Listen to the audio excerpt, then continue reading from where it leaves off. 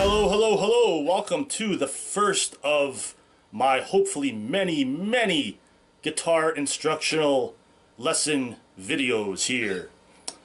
Today I want to show you the five essential chords for the absolute beginner. I'm going to be showing you diagrams also that pop up with the chords. And the lines on the diagram, you'll see like lines going up and down, lines going left to right, that way, that way. The lines going up and down indicate the strings. So from left to right, the line on the left would be the thickest string, the low string, and the line on the right would be the highest string, this string here. And you can play these chords on electric with a clean tone like this, or on electric with a distorted tone like this, or on an acoustic guitar with a acoustic tone like this. But for the purpose of this guitar lesson here, we're going to go with electric guitar with a clean tone. So like I was saying a minute ago, the lines up and down indicate the strings, and the lines left to right indicate the frets. So you'll see like a more bold, darker line at the very top. That is for the nut. The nut separates the neck, which is this thing here, from the headstock, which is this thing right here. And you'll also see grooves that you can that hold the strings in place there. And then the next line down is the first fret right here, second fret, third fret, fourth fret, and so on.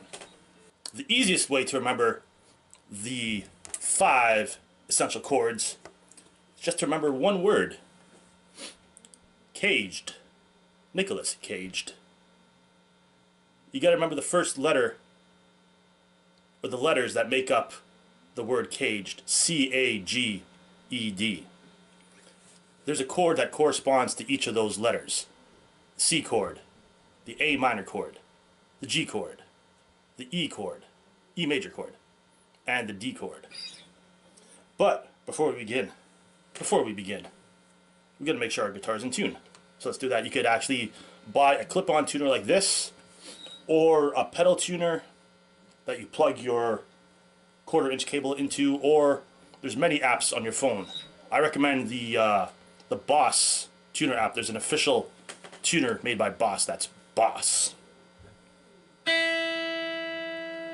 So there's a high E string, B string, the G string,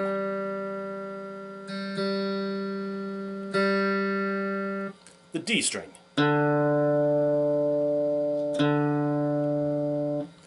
A string,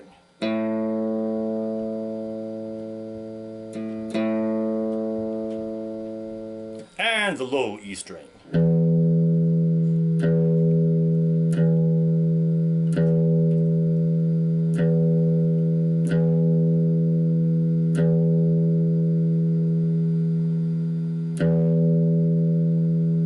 There it is. Okay, first chord, C chord, C major.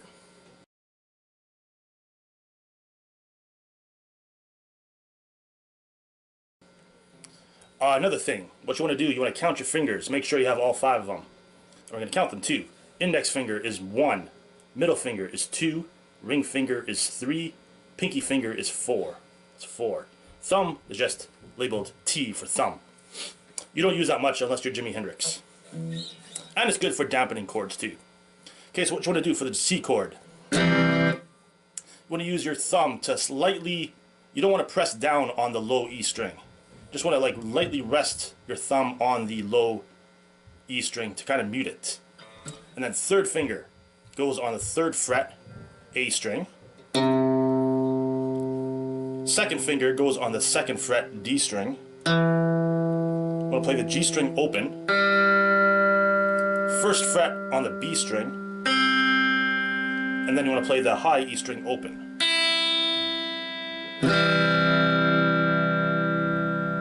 That is a C major chord. Next chord is an A minor chord.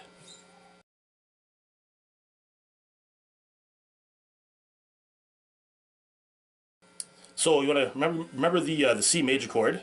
You want to move one finger. You want to move from the C major chord. You want to take your third finger. You want to move it to the G string, 2nd fret, right there. And again, you're using your thumb to kind of mute the low E string, the lowest note there. So you're going to go open A string, 2nd fret on the D string, 2nd fret on the G string, 1st fret on the B string, and open high E string. And when I say open, that means you don't fret any notes. You just play it like that. That's open. So it's A minor again.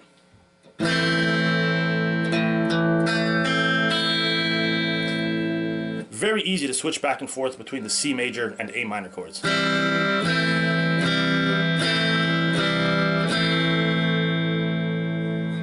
out of 5 right there. Next chord is the G chord.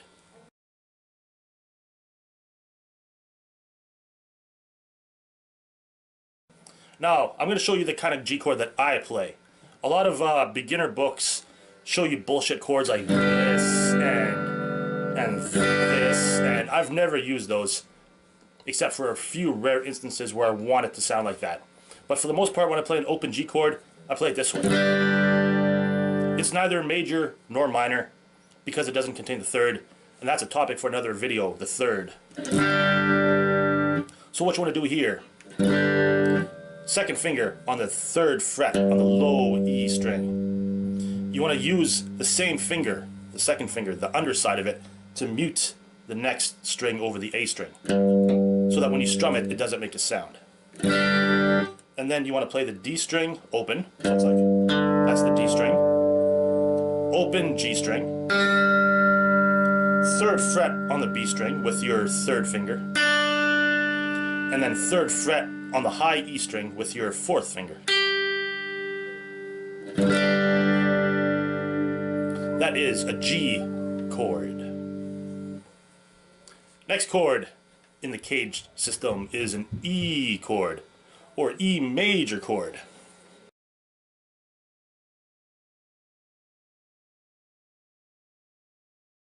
This incorporates all 6 strings, and there's a few different ways to play it. Let's go with the easiest way first. First way, low E string is open, and then 2nd fret on the A string, 2nd fret, sorry, the 2nd fret with your 2nd finger on the A string, right there, 3rd finger, 2nd fret, D string, 1st finger, 1st fret, G string,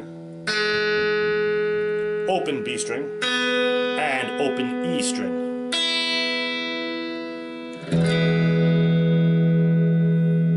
That is your E major chord. Last chord is the D major chord in the caged system, D major.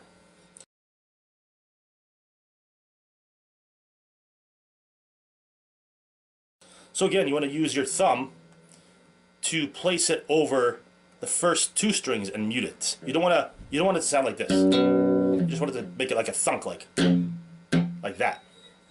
So, open D string, 1st finger, 2nd fret, G string, 3rd finger, 3rd fret, high B string, and 2nd finger, 2nd fret, high E string. All together sounds like this.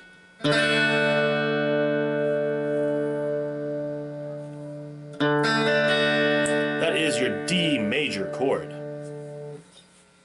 Now the cool thing about all these chords that I showed you, A minor, E, D, is that you can mess around with them and move a finger or remove a finger or move the whole position up a certain number of frets, and it completely changes the sound of the chord.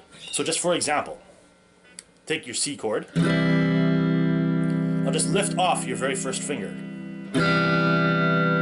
That would make it a C major 7th chord. Or put your 4th finger on the 3rd fret on the high B string. That would be a C add 9th chord. Now you don't have to worry about knowing these chords right now. These are just kind of more beginner intermediate chords, but it's just to show you that this is the framework that you need to learn to move on to next chords. And another chord would be a C 7th chord here, by just moving it to the 3rd fret on the G string while keeping the 1st fret on the B string fretted. See, that sounds kind of jazzy already, like G, DJ, Jazzy Jeff right here. And you could also keep the same position, like keep the same relative distance between the fingers and the frets. And just, for example, move it up so that the 3rd fret goes up to the 10th fret. Or the 8th fret. And you could do that with any chord. Another example would be the A minor chord. If you just put your 4th finger, your pinky finger, on the 2nd fret B string, right there, that'll make it an A major chord.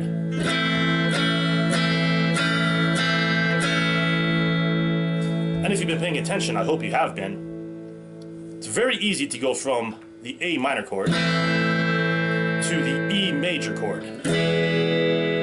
You keep your hand in the same position. It's like kind of like a claw.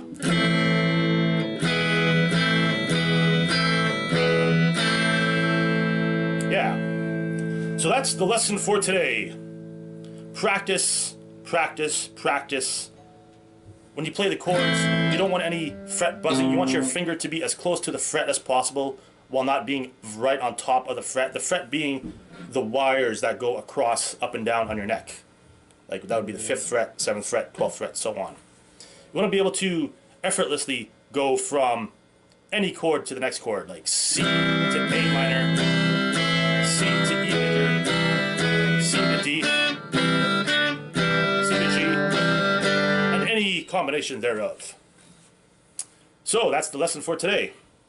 Hope you learned something. Hope you enjoyed it. Thanks for watching. Nama.